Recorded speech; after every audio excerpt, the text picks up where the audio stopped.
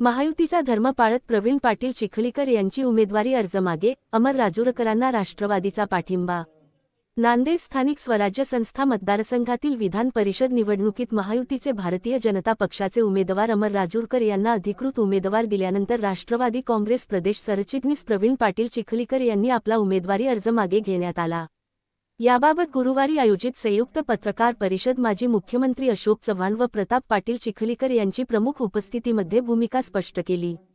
पत्रकार परिषद बोलताना आमदार प्रताप पाटील चिखलीकर यांनी सांगितले की राष्ट्रवादी काँग्रेस ही जागा पक्षाला मिळावी अशी मागणी केली होती। मात्र महायुतीच्या वरिष्ठ नेतृत्वाने राज्यातील 17 जागांच्या वाटपाचा निर्णय घेताना नांदेड जागा भाजपला दिली। मुख्यमंत्री देवेंद्र फडणवीस व मुख्यमंत्री एकनाथ शिंदे आणि राष्ट्रवादीच्या काँग्रेसच्या नेतृत्वात घेतलेल्या निर्णयाचा आदर राखत प्रवीण पाटील चिखलीकर यांनी उमेदवारी अर्ज मागे घेतलेला आहे। दरम्यान विधान परिषद निवडणूकसाठी दाखल झालेल्या उमेदवारांपैकी भाजपचे अमर राजूरकर आणि काँग्रेसचे अधिकृत उमेदवार हेच पक्ष उमेदवार असल्याचे चव्हाण यांनी सांगितले। इतर उमेदवार अपक्ष स्वरूपात निवडणूक रिंगणात असून उमेदवारी माघारीचा अंतिम मुदतीपर्यंत आणखी काही घडामोडी होण्याची शक्यता त्यांनी व्यक्त केली। या पत्रकार परिषद महायुतीची विविध पक्षाचे पदाधिकारी माजी व प्रतिनिधी आणि कार्यकर्ते मोठ्या संख्येने उपस्थित होते। या संयुक्त पत्रकार परिषदेमुळे नांदेडच्या राजकीय वर्तुळात चर्चेचा उताण आले असून विधान परिषद निवडणुकीत माहितीचा एकजूट दाखवण्याचा प्रयत्न झाल्याचे मानले जात आहे। त्यांनी केली होती त्या घोषणेला अनुसरून तिन्ही पक्षाच्या नेतृत्वाने मान्य केली जागा भाजपला द्यायची। ठीक आहे, मागणी करणं काही चुकीचं नाहीये। राष्ट्रवादीने मागणी केली, शिवसेनेने मागणी कदाचित केली असेल, तिघांची चर्चा होऊन रद्द झालेला आहे। प्रतापरावजींनी मुंबई सुद्धा गाठीभेटी घेतली आणि मला सांगायला हरकत नाही, माझंही मुख्यमंत्र्यांशी दूरध्वनीवरून बोलणं झालं, भेटही झाली।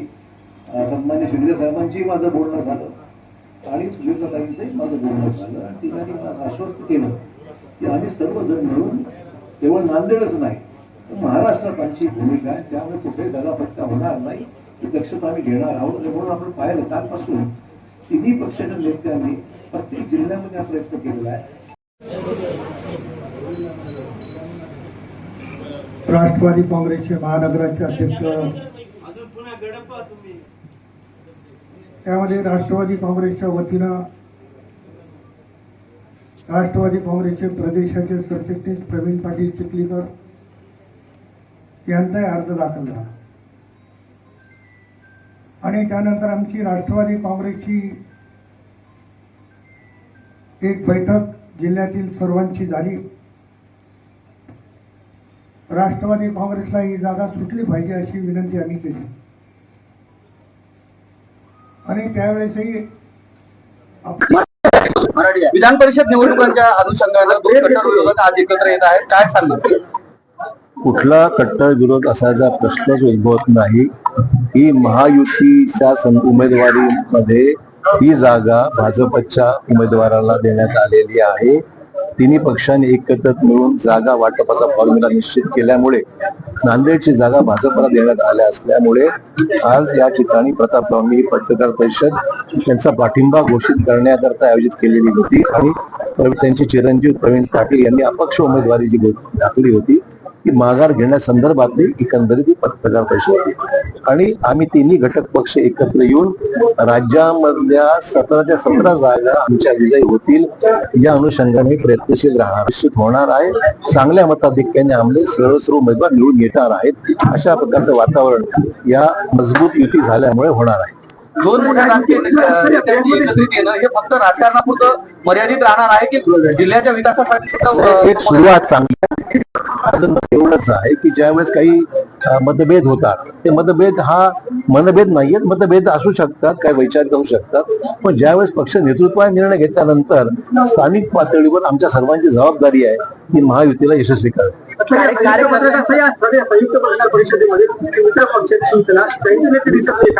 असं आमची फॉर्म भरताना तेही होते, त्यांची आमची भेटही झालेली आहे। आमदार जे शिवसेनेचे आमदार आहेत त्यांची चर्चा झालेली आहे आणि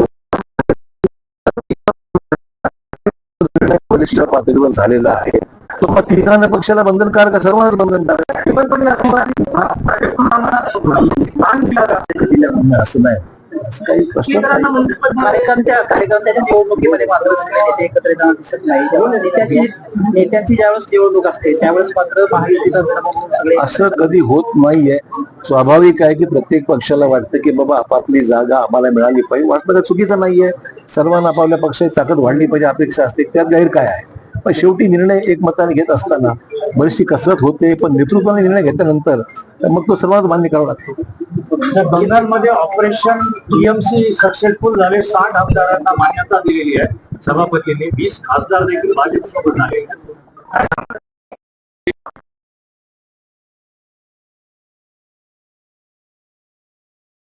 अँटी इन्कम्बन्सी फॅक्टर होता म्हणून भाजप तिथे त्या ठिकाणी भाजपची पॉझिटिव्ह जी भूमिका आहे त्यालाच लोकांनी प्रतिसाद दिला. विकसित भारताची कल्पना जी पंतप्रधान मोदी साहेबांची होती त्याला लोकांनी प्रतिसाद दिला. आणि एकंदरीत त्या पक्षाच्या अंतर्गत जी परिस्थिती होती ती आता उफून येते. लोक पाहतात कशा परिस्थितीमध्ये आमदार सुद्धा त्या पक्षात हळूहळू सोडून जायला लागले. त्यामुळे तो अंतर्गत विषय होताच. महाराष्ट्र पॅटर्न असं म्हटलं जाते, भाजपचा यामागे हात आहे म्हटलं जातं. ते प्रत्येक राज्याचा पॅटर्न वेगळा असतो ना, सगळी वेगळं जाऊ शकतो. रुलिंग तेच लागू केले तिथल्या सभापतींनी जे महाराष्ट्राच्या सभापती. कायदा जो आहे तो सर्वांना सारखाच लागू होईल ना, जो असेल तो. निवडणुकीतून माघार घेताय काय? निवडणुकीतून माघार नाहीये. महायुतीचा जो निर्णय आहे तो निर्णय मान्य केलेला आहे. नांदेडची जागा राष्ट्रवादीला सुटली पाहिजे ही विनंती मी पक्षश्रेष्ठीकडे केली, परंतु महायुतीच्या नेत्यांनी निर्णय घेतला की भारतीय जनता पक्ष, शिवसेना आणि राष्ट्रवादी एकत्रित लढायचे. त्या पद्धतीनं त्यांनी सांगितलेल्या निर्णयाची अंमलबजावणी होईल. पक्षाला तिकीट मागणं याच्यामध्ये गैर नाही, परंतु पक्षश्रेष्ठीने घेतलेल्या निर्णयाची अंमलबजावणी करणं हे कर्तव्य समजून आम्ही केले. पक्षाकडे काही नाराजी वगैरे आहे का? नाराजी काय राहणार आहे? नाराजी काही नाही.